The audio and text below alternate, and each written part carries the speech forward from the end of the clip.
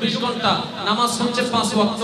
তো ফজরের নামাজ পড়তে 20 মিনিট, যোহর পড়তে 30 মিনিট, আসর পড়তে 20 মিনিট, মাগরিব পড়তে 20 মিনিট, এশা পড়তে 30 মিনিট। তো এতগুলা হলে তো 24 ঘন্টার হিসাব তো মিলে না। আল্লাহ, ও আল্লাহ, আমার উম্মত কেমনে তাহলে সওয়াবের পাহাড় বানাবে? এবার আল্লাহ পাক বলে ফরজ হচ্ছে 5 ওয়াক্ত। 5 ওয়াক্তটা ঠিকমতো আপনার উম্মতকে আদায় করতে বলুন।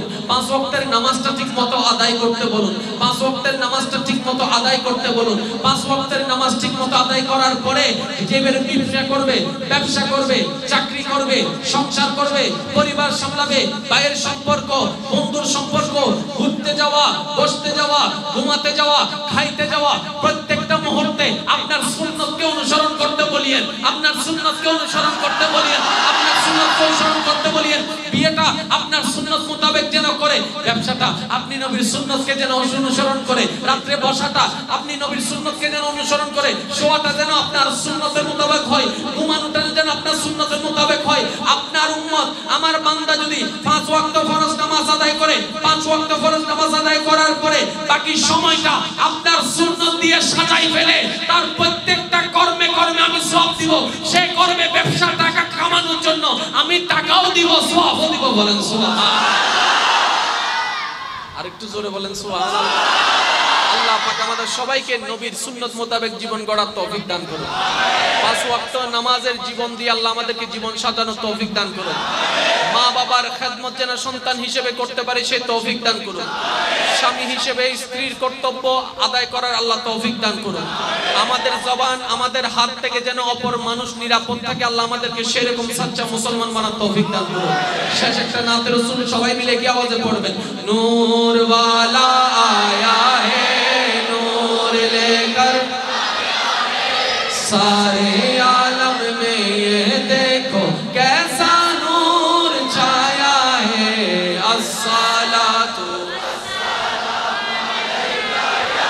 रसूल अल्लाह, अस्सलातु वस्सलामु अलैका या सरकार की आमद, हुजूर की आमद, नूर की आमद, रहमत की आमद। मरहबा मरहबा या मुस्तफा, मरहबा या मुस्तफा, मरहबा या मुस्तफा, मरहबा या मुस्तफा।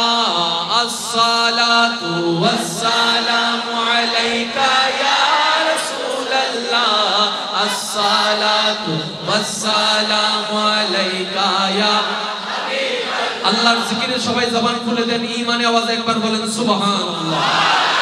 ঈমানি গর্জন লাগাই বলেন সুবহানাল্লাহ। এবার বলেন আলহামদুলিল্লাহ। এবার বলেন লা ইলাহা ইল্লাল্লাহ, লা ইলাহা ইল্লাল্লাহ, লা ইলাহা ইল্লাল্লাহ। এবার সবাই দুই হাত তুলে দেন, দুই হাত আল্লাহর দরবারে তুলে দেন, ঈমানি গর্জন দিয়ে বলেন আল্লাহু আকবার, আল্লাহু আকবার, আল্লাহু আকবার। লা ইলাহা ইল্লাল্লাহ, লা ইলাহা ইল্লাল্লাহ, মুহাম্মাদুর রাসূলুল্লাহ সাল্লাল্লাহু আলাইহি ওয়াসাল্লাম। ওয়া আখিরু দাওয়ানা আলহামদুলিল্লাহি রাব্বিল আলামিন। আসসালামু আলাইকুম ওয়া রাহমাতুল্লাহি তাআলা ওয়া বারাকাতুহু। মহান মুনিবের পবিত্র রহমতের দরবারে সর্বপ্রথম শুকরের নাজরানা পেশ করার জন্য সবাই জবান খুলে চিৎকার দিয়ে একবার বলেন আলহামদুলিল্লাহ। একটু আওয়াজ দিয়ে বলেন আলহামদুলিল্লাহ। এই মাহফিল যারা আয়োজন করেছেন, সহযোগিতা যারা করেছেন, ইতিমধ্যে আমরা যারা উপস্থিত হয়েছি, আমরা যারা উপস্থিত হব, আল্লাহ পাক আমাদের সকলের জীবনের অতীতকালের কবিরা সগীরা গুনাহকে maaf করে দিন। আল্লাহ আমাদের মা বাবার গুনাহকে maaf করে দিন। আমাদের যত আত্মীয় স্বজন কবরের বাসী হয়ে কবরের আযাবে কষ্ট পাচ্ছে, এই মাহফিলের উসিলায়, সকলের দোয়ার উসিলায় আল্লাহ প্রত্যেকটি কবরবাসীকে আযাব থেকে মুক্তি দান করুন। এতক্ষণ পর্যন্ত কোরআন হাদিসের ছায়া তলে যে তাকরীর হয়েছে, আলোচনা হয়েছে, আল্লাহ পাক আমাদের সবাইকে আমল করার, বুঝার, উপলব্ধি করার তৌফিক দান করুন। উপস্থিত আমার ঈমানি ভাইয়েরা, আমার আওয়াজ কি সবাই স্পষ্টভাবে শুনতে পাচ্ছেন? আওয়াজ দিতে হবে, একটু শুনতে পাচ্ছেন? যারা যারা শুনতে পাচ্ছেন একটু হাত তুলে দেখান তো। এমন একজন নবীর উম্মত হয়ে দুনিয়াতে আগমন করেছি, পরিচয় লাভ করেছি, যেই নবীকে বলা হয় সমস্ত নবী রাসূলের ইমাম। এমন একজন নবীর উম্মত হওয়ার সৌভাগ্য আপনার আমার নসিবে দয়াময় দয়া করে দান করেছেন, যিনি হচ্ছেন কাউসারের মালিক। তিনি হচ্ছেন রাহমাতুল লিল আলামিন। তিনি হচ্ছেন আল্লাহর হাবিব নবী। একটু খেয়াল করবেন, যতক্ষণ নিজের যোগ্যতা বুঝতে পারবেন না ততক্ষণ পর্যন্ত কোনো কাজ করা সম্ভব। যখন নিজের কোয়ালিটি বুঝতে পারবেন, নিজের মর্যাদা বুঝতে পারবেন, জীবনের অনেক কিছুই পরিবর্তন হয়ে যাবে। বলেন সুবহানাল্লাহ। এবার আসেন, আমরা সবাই কার বান্দা? বিশেষ করে মাদ্রাসার যারা শিক্ষার্থী ভাইরা আছেন, আপনাদের বিশেষ মনোযোগ।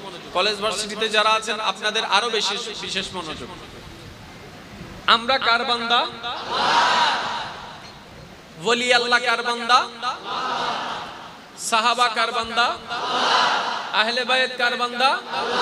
নবী রাসূল কার বান্দা? আমরা গরু হই নাই, ছাগল হই নাই, মানুষের দলে এসেছি। সিদ্ধান্ত কার?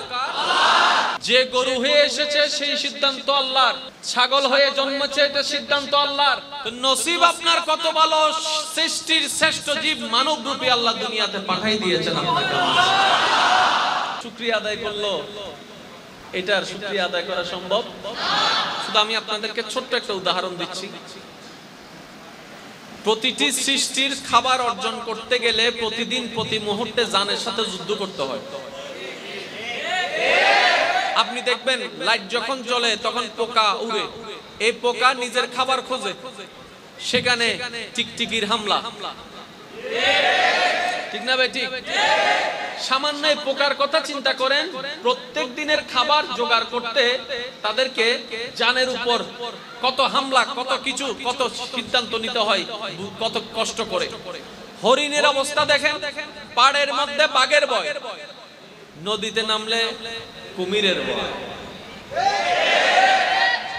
এটা কি মাসে একবার নাকি প্রত্যেক দিন এই কাহিনী? একজন বান্দা দাঁড়ায় বলেন তো, আজকে দুপুরের ভাত আমাকে জোগাড় করতে জানের সাথে যুদ্ধ করা লাগছে, আসরের নাস্তা জোগাড় করতে জানের সাথে যুদ্ধ করা লাগছে, আমার জান যাওয়ার উপক্রম হয়েছে খাবার টানতে, আপনার আমার করতে হয় নাই। হ্যাঁ, হয়তো টাকাটা আসতে একটু আমাদের পরিশ্রম করতে হচ্ছে, হয়তো একটু ওভারটাইম করতে হচ্ছে, হয়তো একটু পরিশ্রমটা বেশি করতে হচ্ছে, হয়তো কামটা একটু বেশি চড়ছে, হয়তো কষ্টটা একটু বেশি হচ্ছে, কিন্তু জানের উপর হামলা হচ্ছে না, জানের উপর হামলা হচ্ছে না। এটাই তো আল্লাহ পাকের বড় দয়া। সুবহানাল্লাহ। কিংবা না কেন অন্তত জানের উপর যুদ্ধ আসে। বাছাই করেছেন কে? জোরে বলেন।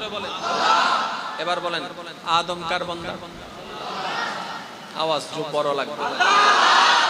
নূহ কার বান্দা?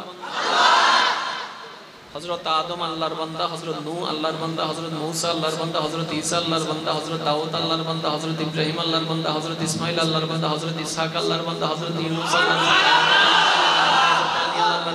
হযরত শামউন আল্লাহর বান্দা, হযরত দানিয়েল আল্লাহর বান্দা, হযরত ইসহাক আল্লাহর বান্দা, হযরত ইউনূস আল্লাহর বান্দা। কোন বান্দা?